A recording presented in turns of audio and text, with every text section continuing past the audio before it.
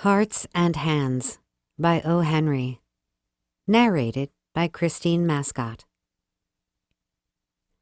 At Denver, there was an influx of passengers into the coaches on the eastbound B&M Express.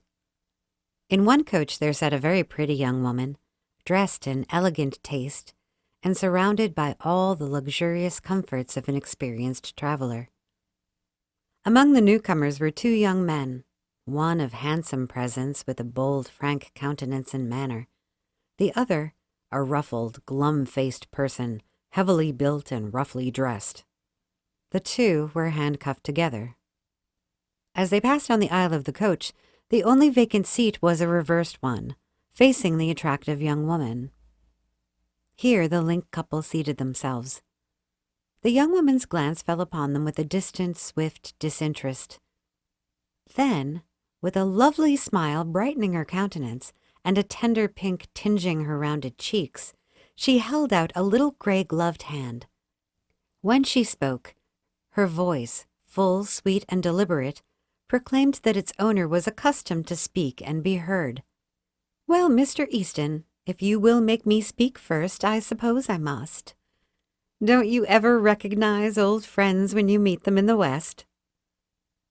The younger man roused himself sharply at the sound of her voice, seemed to struggle with a slight embarrassment which he threw off instantly, and then clasped her fingers with his left hand. "It's Miss Fairchild," he said with a smile.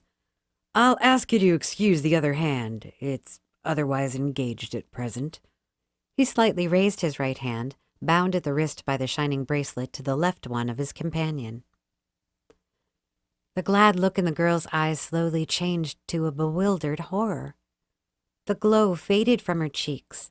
Her lips parted in a vague, relaxing distress. Easton, with a little laugh as if amused, was about to speak again when the other forestalled him. The glum-faced man had been watching the girl's countenance with veiled glances from his keen, shrewd eyes. "You'll excuse me for speaking, miss, but I see you're acquainted with the marshal here. If you'll ask him to speak a word for me when we get to the pan, he'll do it. And it'll make things easier for me there. He's taken me to Leavenworth Prison. It's 7 years for counterfeiting." "Oh," said the girl with a deep breath and returning color. "So that is what you're doing out here. A marshal." "My dear Miss Fairchild," said Easton calmly, "I had to do something. Money has a way of taking wings unto itself, and you know it takes money to keep step with our crowd in Washington.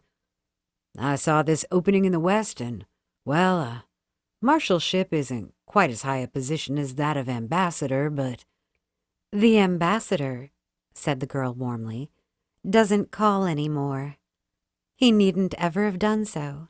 You ought to know that. And so, now you are one of these dashing Western heroes, and you ride and shoot and go into all kinds of dangers. That's different from the Washington life. You have been missed from the old crowd." The girl's eyes, fascinated, went back, widening a little, to rest upon the glittering handcuffs. "Don't you worry about them, miss," said the other man. "All marshals handcuff themselves to their prisoners to keep them from getting away. Mr. Easton knows his business." "Will we see you again soon in Washington?" asked the girl. "Not soon, I think," said Easton. "My butterfly days are over, I fear." "I love the West," said the girl irreverently. Her eyes were shining softly. She looked away out the car window. She began to speak truly and simply without the gloss of style and manner. "Mama and I spent the summer in Denver. She went home a week ago because Father was slightly ill. I could live and be happy in the West. I think the air here agrees with me. Money isn't everything.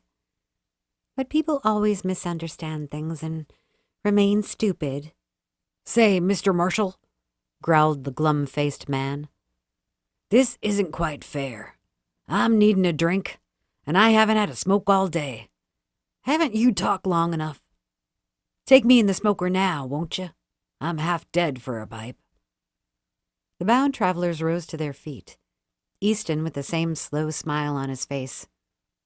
"I can't deny a petition for tobacco," he said lightly. "It's the one friend of the unfortunate. Goodbye, Miss Fairchild. Duty calls, you know." He held out his hand for a farewell. "It's too bad you're not going east," she said, reclothing herself with manner and style. "But you must go on to Leavenworth, I suppose." "Yes," said Easton. "I must go on to Leavenworth." The two men sidled down the aisle into the smoker. The two passengers in a seat nearby had heard most of the conversation. Said one of them, "That Marshall's a good sort of chap. Some of these Western fellows are all right." "Pretty young to hold an office like that, isn't he?" asked the other. "Young?" exclaimed the first speaker. "Why, oh, didn't you catch on? Say, did you ever know an officer to handcuff a prisoner to his right hand?" The end.